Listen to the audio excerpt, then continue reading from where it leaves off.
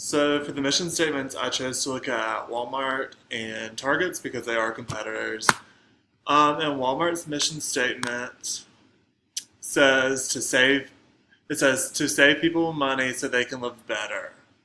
So that one's pretty short and simple. And then Target's mission statement is a little bit longer, and it's our mission is to make Target your preferred shopping destination in all channels by delivering outstanding value, continuous innovation, and exceptional guest experiences by consistently fulfilling our expect more, pay less brand promise.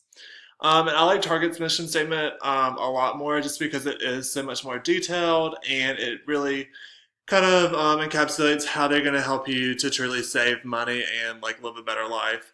Whereas Walmart's is really like cut and dry and you don't really get much from it.